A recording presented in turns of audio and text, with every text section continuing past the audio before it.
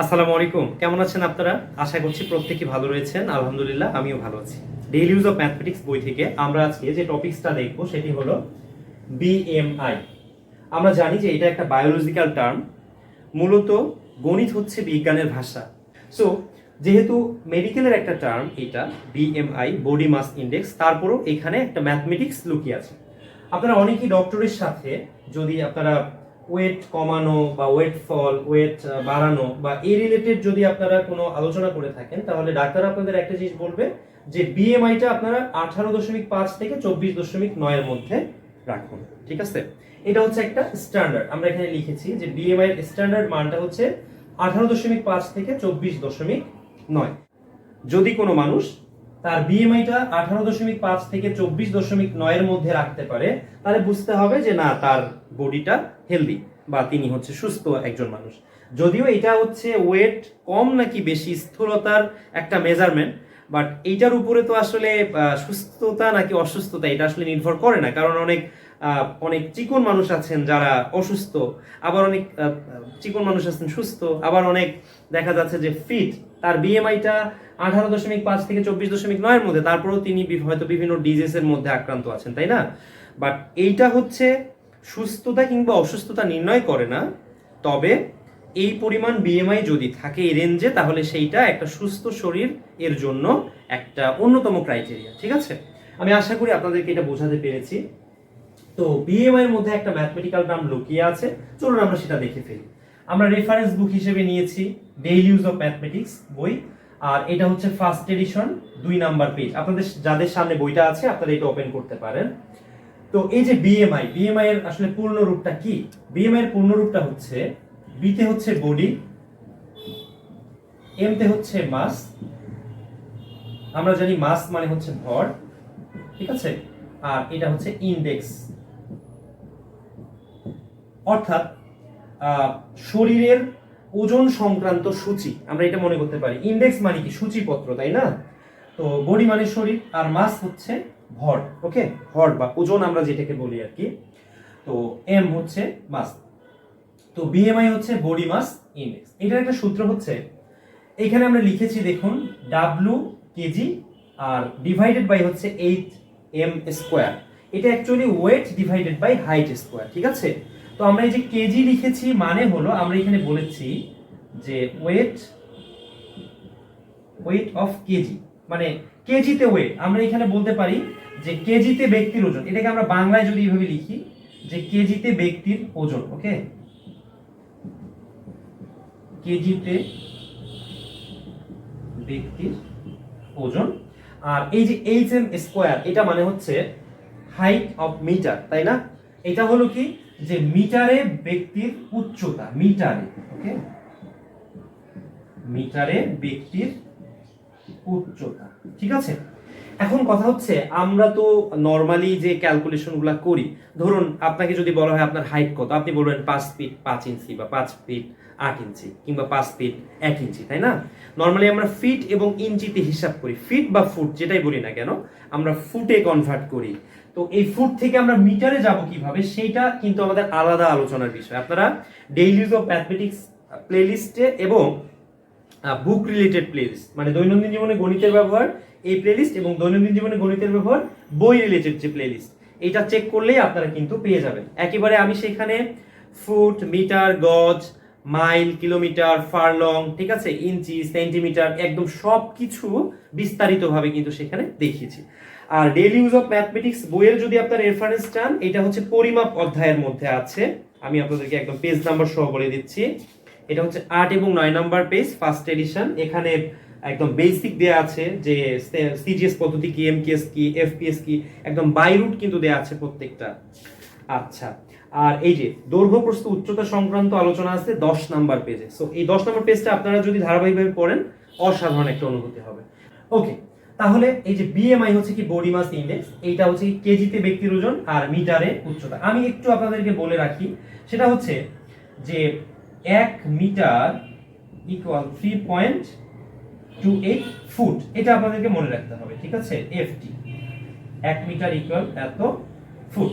ওকে, তাহলে আপনাকে যদি বলা হয়, ধরুন আপনি হচ্ছেন 5 ফুট 4 ইঞ্চি, ধরুন আপনাকে আপনার হাইট হচ্ছে 5 ফিট 4 ইঞ্চি, তাহলে আপনি এইটাকে কিভাবে হচ্ছে যে মিটারে কনভার্ট করবেন? এই যে দেখুন 5 যোগ 4 ইঞ্চি, তাই না?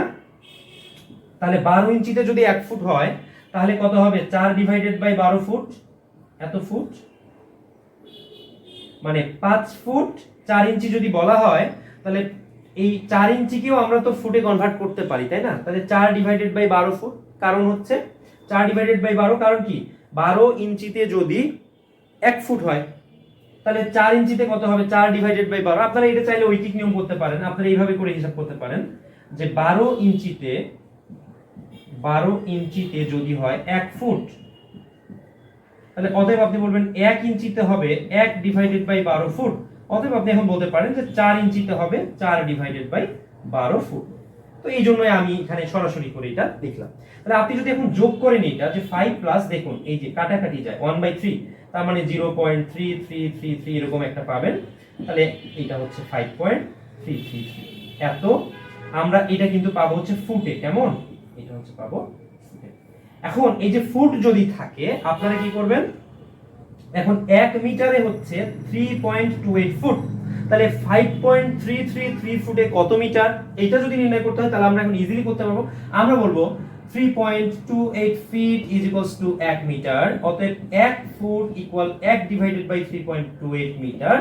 অতএব আপনার উচ্চতা কত ছিল? 5 ফুট 4 ইঞ্চি, তো এটাকে আমরা ফুটে কনভার্ট করলাম কত? 5.333 ফুট।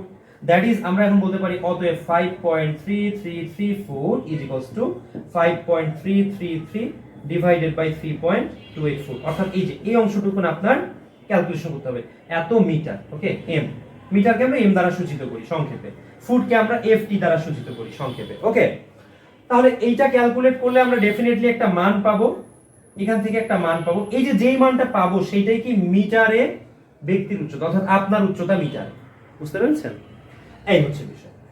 তো আমরা কি করব? মিটারে আপনার উচ্চতাটা নির্ণয় করব, তারপরে এই যে কেজিতে ব্যক্তির ওজন, কেজিতে ব্যক্তির ওজন, ধরুন আপনার ওয়েট হচ্ছে 70 কেজি, 70 কেজি, এটা ধরে নিলাম আমরা, আপনার ওজন হচ্ছে 70 কেজি, আর মিটারে আপনার উচ্চতা ধরুন আসলে হচ্ছে 1.7, ধরুন 1.7 মিটার আসলো, ওকে?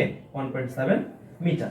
তাহলে আপনার বিএমআইটা কত এইটা আমাকে দেখতে হবে, যে অ্যাকচুয়ালি সেটা 18.5 থেকে 24.9 এর মধ্যে আছে কিনা। মোটামুটি 20, 21, 22 এর মধ্যে থাকলে সেইটা বেস্ট, ওকে? সেটা আন্ডারওয়েট না বা স্থূলতাও না, ওকে? তো আমরা যদি এই হিসাবটা করি তাহলে আমরা যে ক্যালকুলেশনটা পাবো, যে আউটকামটা পাবো, আমি এই জায়গাটা মিশাই দিচ্ছি, একদম ডেইলি ইউজ অফ ম্যাথমেটিক্স বইয়ে এটা একদম হুবহু দেয়া আছে, এই মানটাই কিন্তু দেয়া আছে। আপনারা একটু 2 নাম্বার পেজটা ওপেন করেন, 2 নাম্বার পেজ, ফার্স্ট এডিশন, এই মানটাই দেয়া আছে। এখানে দেয়া আছে হচ্ছে 70 কেজি। বলা হয়েছে যে ধরুন আপনার ওজন হচ্ছে 70 কেজি এবং উচ্চতা হচ্ছে 1.7 মিটার, তাহলে আপনার বিএমআইটা কত? আপনি যদি এখন এখান থেকে বিএমআইটা নির্ণয় করতে চান তাহলে ইকুয়াল দিব আমরা ওয়েট কত? 70 ডিভাইডেড বাই হাইট কত ছিল? 1.7 মিটার, ওকে? তাহলে 1.7 কি? স্কয়ার। সো এইটার এককটা হবে কেজি মিটার ইনভার্স 2, ওকে? আচ্ছা, তাহলে 1.7 স্কয়ার যদি করা হয় এইটার যে মানটা আসবে সেই মানটা আসবে হচ্ছে 24.22, 24.22 এত কেজি মিটার ইনভার্স 2, ঠিক আছে? বা পার মিটার স্কয়ার, যেটাই বলি না কেন, কেজি পার মিটার স্কয়ার এটাও বলা যায়, কেজি ইনভার্স মিটার ইনভার্স 2 এটাও বলা যায়, ওকে? তাহলে 24.22। এখন বলুন তো এইটা কি 24.9 এর মধ্যে না? 24.9 থেকে কি ছোট না? তার মানে আপনি ফিট আছেন, আপনি মানে ফিজিক্যালি আপনার যে হেলদি স্বাস্থ্য, বাহির থেকে দেখে, ভিতরের অন্তর্নিহিত কোনো জটিলতা ছাড়া বাহির থেকে একদম ভিজুয়ালি আপনাকে যদি বলা হয় আপনি ফিট নাকি আনফিট, তাহলে বলতে হবে আপনি ফিট আছেন, কারণ আপনার ওজন হচ্ছে 70 কেজি, আপনার হাইট হচ্ছে 1.7 মিটার, আর আপনার বিএমআইটা আসতেছে 24.22 কেজি মিটার ইনভার্স 2 বা কেজি পার মিটার স্কয়ার। তো এইটা যেহেতু এই রেঞ্জের মধ্যে পড়ছে, 18.5 থেকে 24.9 এর মধ্যে পড়ছে, তাই আপনি ফিট। আপনাদের কার বিএমআইটা কত আপনারা এটা কমেন্টস করে সবাই জানিয়ে দিন, ঠিক আছে? যদি এই রেঞ্জের মধ্যে পড়ে তাহলে আপনি ফিট আছেন, আর তা না হলে আপনার ওয়েট হয় বাড়াতে হবে অথবা কমাতে হবে। আপনার যদি 18.5 থেকে কম হয়ে যায় তাহলে বুঝতে হবে আপনি আন্ডার ওয়েট, ঠিক আছে? আপনার ওয়েটটা বাড়াতে হবে। আর যদি আপনার 24.9 থেকে বেশি হয়ে যায় বুঝতে হবে আপনার স্থূলতার সমস্যা হচ্ছে, আপনার ওয়েটটা একটু কমায় ফেলতে হবে, ঠিক আছে? এই হচ্ছে বিষয়। তো এই ছিল আমাদের আজকের ডেইলি ইউজ অফ ম্যাথমেটিক্স বইয়ের 2 নাম্বার পেজের আলোচনা। ধারাবাহিকভাবে ক্লাসগুলো চলবে, আপনারা ক্লাসগুলো ফলো করুন, ক্লাসগুলো সবার মাঝে ছড়িয়ে দিন। ডেইলি ইউজ অফ ম্যাথমেটিক্স বইটি এখনো যারা সংগ্রহ করতে পারেননি সংগ্রহ করুন আপনার কপিটি। রকমারি, বাংলা বাজার, নীলক্ষেত, ফার্মগেট সহ দেশের স্বনামধন্য সকল লাইব্রেরি এবং রাইটার পাবলিকেশন ওয়েবসাইট থেকে আপনারা ইজিলি সংগ্রহ করে ফেলতে পারবেন। যদি আপনি সরাসরি পাবলিকেশন থেকে সংগ্রহ করতে চান তাহলে ডেসক্রিপশনে প্রত্যেকটা ভিডিও নিচে বই অর্ডার করার প্রসিডিউর দেওয়া আছে, সেটা ফলো করলেই ইজিলি পারচেস করতে পারবেন। শুভকামনা, আল্লাহ হাফেজ।